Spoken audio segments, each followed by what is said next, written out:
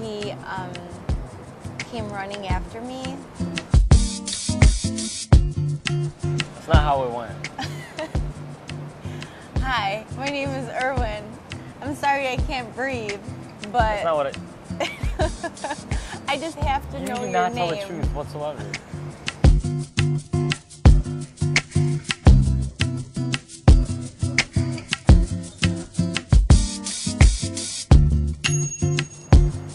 Well, we met at Chicago State. I caught Irwin staring me down several times. No, Yes. we were eyeing each other. Why? We were eyeing each other And the whole time. we never knew each other. We were in two different programs. We just saw each other like randomly. And one day I was in the cafeteria getting something to eat, and he was as well. And when I left, he came running after me, and he couldn't breathe. He's like, That's not how it went. "Hi, my name is Irwin. I'm sorry I can't breathe, but That's not what it... I just have to You know do your not name." tell the truth whatsoever. And we talked shortly, and I gave him my number. I don't know why I gave a No. stranger my number, but I took a chance. And I remember the first day I met Michelle, or at least I saw Michelle. I was in class. I needed to go to the bathroom. And on my way to the bathroom, I see this Beautiful. light-skinned chick with blonde hair. There's something about blonde girls that I like. So I'm like, oh snap, what does this girl look like? But her face was down in a book, or magazine, I don't know what she was. book as usual. So I go to the bathroom. Oh, I'm sorry, no. I walked by her. Before I go to the bathroom, on my way to the bathroom, I walk by her and I'm trying to see what she looks like because it matters what the face looks like. And she didn't look up, so I'm like, damn. So I went to the bathroom. As I came back, I walked in front of her again. Maybe I could catch her attention. And she glanced up a little bit. And I thought she was all right. Nothing big. So then I went back down to the class. That's how it was for me. That's the first time I met you. That's how it was when I first saw you. No, you never met me. You saw I mean, I me. saw you. That was the first time I saw you. The question was, how did you But guys that information meet? is pertinent. Not how did you see each other. Yeah, but throughout that, there were multiple times where we saw each other during the hall, like in halls, and you would always wink at me. I don't even know how to wink. I know, could that's you- why I thought you were weird. How could you Because lie? you looked cockeyed when you did it. But either way, I kept saying hi to her. She said hi to me, but nothing came out. Another day came, or another, like 2 weeks went by, 2 or 3 weeks went by, and I said to myself, oh man, I gotta man up. So a classmate dared me to get her number, and I'm like, all right, let's go. So she was in the cafeteria, and I saw her in the cafeteria. She kept eyeing me Oh my God. the whole time, smiling at me, but she wouldn't say nothing to me. And I smiled at her too, because I'm very respectful. The lies, paid off. I swear. Like she bought whatever she bought. She left the building, and I'm like, all right, I gotta do it. So then I ran after her. Yes, I'll admit, I ran after her to get her attention. And you were out of breath. I was out of breath. I'm trying to work on that right now. I'm running a little bit more, but I'm working on that. No one cares. Keep moving. And I introduced myself like a gentleman. And then even after we exchanged numbers, neither of us knew each other's name. So when he initially texted me, I didn't know her name. I was like, hey, what's up? and I didn't know his name. And she was like, hey. She didn't know how to start a conversation, so I don't know what we talked about the first conversation. I don't know, it's probably just random nonsense. Like the first initial text Something like that. from anyone. Yeah, so that's how we first met.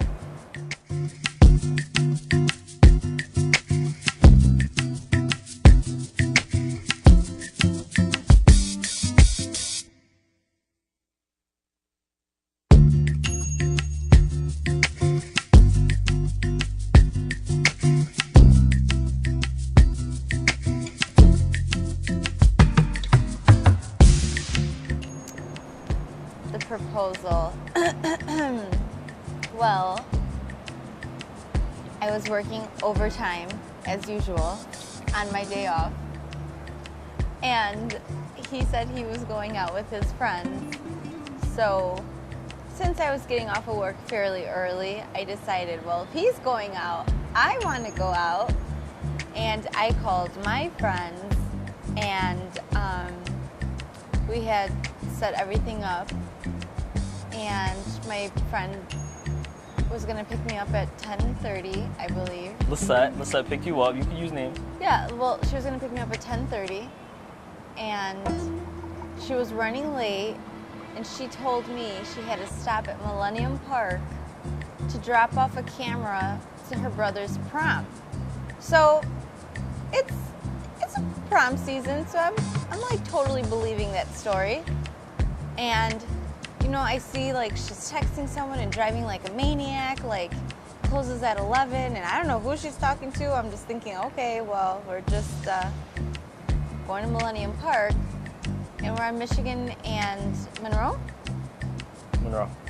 And I see Irwin standing on the corner, and I'm like, what the hell is this guy doing over here? She was mad. You know, female instincts to get a little upset come out immediately. And I'm like, Lisette, what is he doing? And she's like, I don't know. And he's like opening up the car door, and she's like, get out of the car. And I'm like, what the? Why am I getting kicked out of the car? And She was very upset. I was a little upset. She gave me like a crazy look. Yeah, I did a crazy girlfriend look. No, crazy Mexican girlfriend look. There's a difference. Either way, it was a crazy look. And what happened next? He grabbed I took you my by the hand. I took you by the hand, and I led you up to an area in Millennium Park. It was somewhat by the Bean, right? Yeah, relatively close. And as we're walking up, I'm like, oh, it's such a beautiful night. We never come out to Millennium Park. We live in the city, and we never come out here. And I'm like, what's going on, Irwin? What is She keeps happening? questioning it, and in my head, and I'm like, she's got to know what I'm going to do. You know, I thought either he was trying to kill me or who knows what. Yeah. And I was just angry still. So I led her to an area,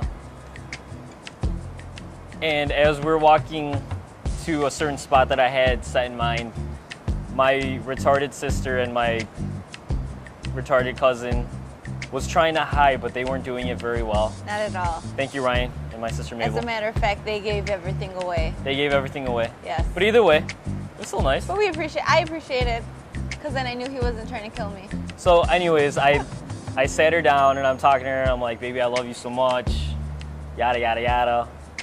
And then And I'm bawling already at this she point. was tearing up a little bit.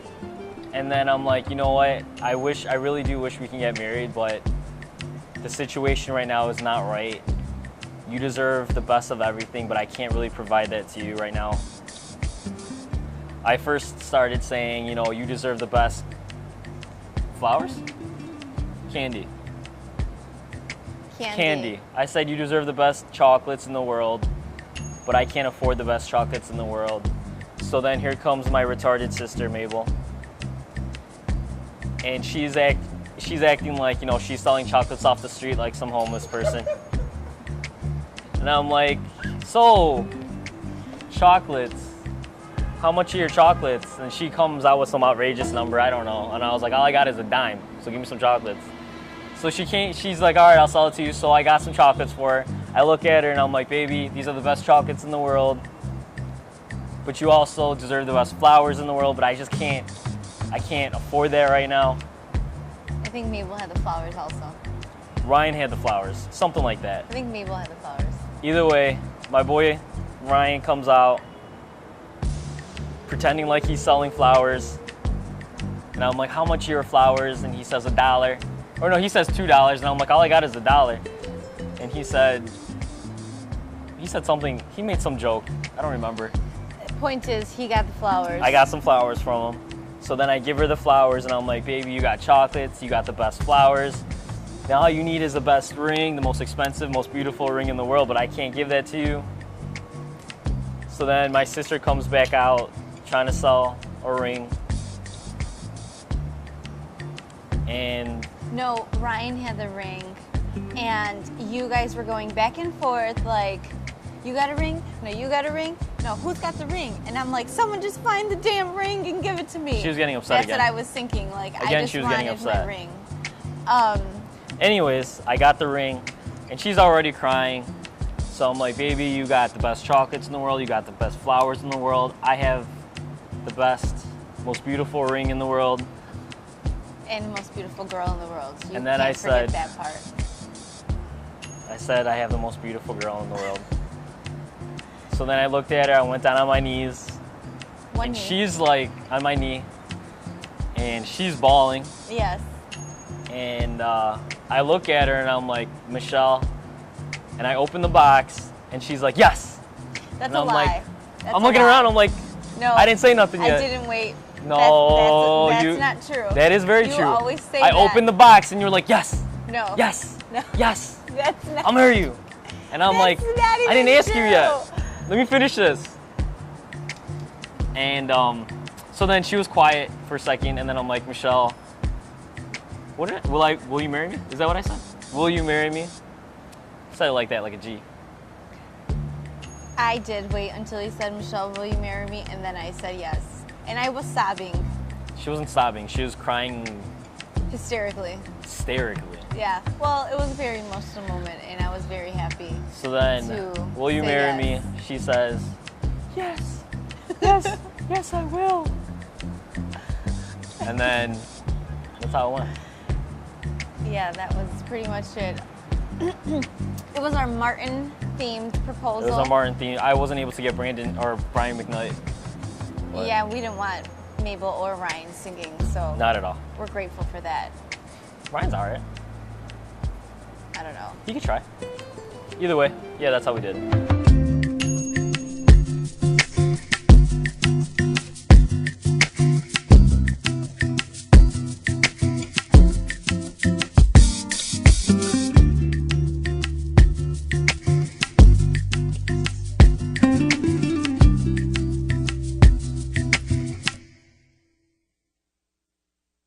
What do I like most about my spouse?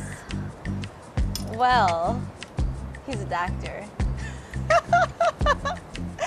And I think he's the most intelligent man I know. I am very, very proud to call him my future husband. And he cleans very well. I cook, he cleans. She She cooks. and he takes very good care of me. I couldn't ask for a better man in my life. I think that I'm very fortunate to have him because he does take very, very good care of me. As sarcastic as he is, and he is very sarcastic, and we're still very, I'm still very lucky to have him. He cleans, he takes good care of me, and he's a doctor. This is my top 3. I'm proud of him. That's why she likes me. What's the next question? Excuse me, you have to answer it about me. Thank you. What I like about Michelle? Is that the question? Is that you don't cook? That's not true, Irwin. Okay, she cooks. But what sucks is that she makes a lot of mess, and then I have to clean it up. So it's like it's a double-edged sword. Yeah, I get a meal out of it, but then I gotta clean. You gotta work for that 2 meal. hours. She doesn't like cleaning. I mean, I could say she's beautiful. Obviously, she's absolutely beautiful. She's goal-oriented. I mean, those are the smaller ones. What I like about Michelle, I don't know. I'm just kidding. There are certain things that I can't stand to miss. Like, if we were ever apart for a certain amount of time, there's certain things about her that I would just outrightly miss. Such as, first it'd be her smell, as weird as that sounds. There's just something about her smell, her aura, her... Positivity. No, not your positivity. Yes. Just her... I don't know how to describe it. It's kind of hard to describe because when I'm at home, when we're around our apartment or whatever, I know you're around because your smell. And then if I'm not around you, or if I'm at work, or if I'm at school, like I don't have that smell around me, and I missed you 10 times more. Yeah. Another thing is, I like talking to her. She's got a good head on her shoulders. It's not like we can have actually decent conversations. I can talk to her about anything. She talks to me about anything. There's always substance to what we talk about, which is something I pretty much value because 20 years down the road, when we've experienced almost everything, there's always going to be there's always going to be something to talk about. And I could always have a conversation with her. Do I gotta say more? No. I don't want to give you a big head. Ego.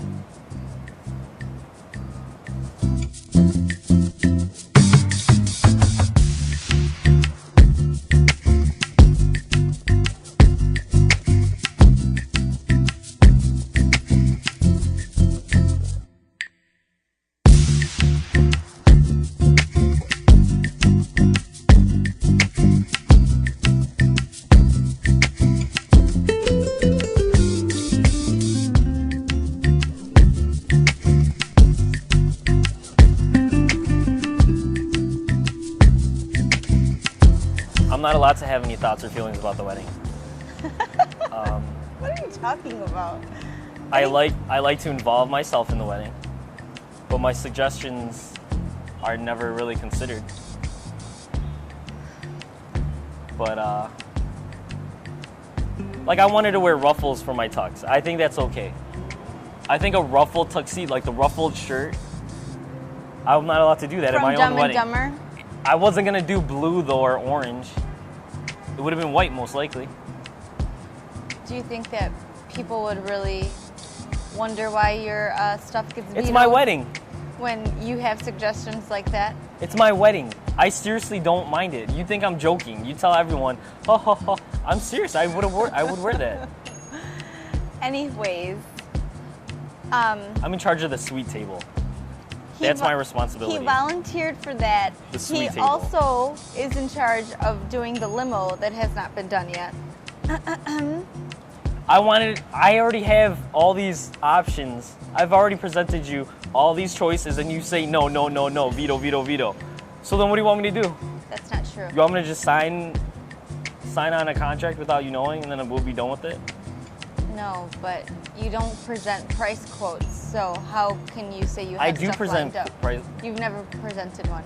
Anywho, we're very, very excited despite this We're small excited. stuff. We're quite excited. It's going to be an amazing day regardless of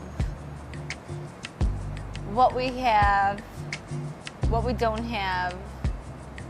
The one thing I'm looking forward to is when the one thing I'm looking forward to in the wedding is that when I'm standing by all my boys, by my groomsmen, I'm at the altar. I've been thinking about this billions of times. I'm waiting for that moment when the doors open and you're standing next to your dad and you're ready to walk. That's the moment I'm waiting for. To me, that's what I'm looking forward to in the wedding. And the party, obviously. I mean, yes, I get that, but selfishly, just speaking for myself, that is the one thing I'm looking forward to. Everything else is unimportant to me. I just want to see. I want to have that. I can't wait to see and have that feeling of your dad giving her daughter away to me. That's what I'm looking forward to. I think that this is why we're getting married, because we're here on that. Like, Yeah. I can't wait until I'm standing at that church door too. And I just see him waiting for me because I know it's gonna probably be like the most memorable thing in the world. And I think it's something that we just need to soak it in. And We're stressed out right now. enjoy it. We're very stressed out right now with the wedding, my graduation, my boards, and trying to find a house. Yes, we're trying to buy a house. Trying to buy a house. Maybe on when top we of all of by the this. time we watch this, we'll be watching it in our our own home. house. That's right. Either way, we're trying to savor every moment of planning the wedding. We We are. do have some help from our friends and family. Thank you. But we just don't want to get lost in the planning Don't want to get lost in the and, lose the meaning of the day. Yes. Because first and foremost, that's what's most important to us. Because the party is only a few hours and our marriage is a lifetime. A lifetime. Don't forget, it's a lifetime. A lifetime.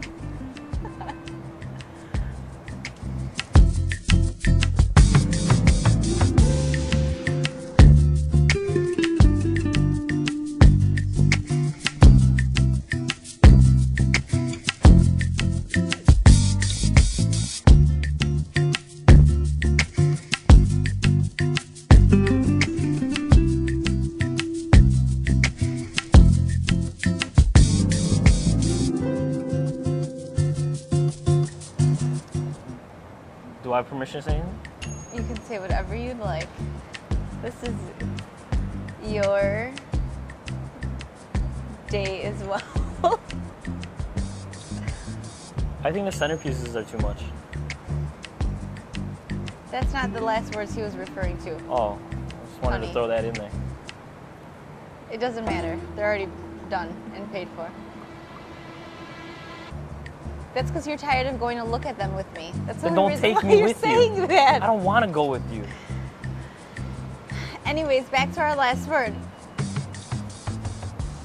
I'm very thankful to have you.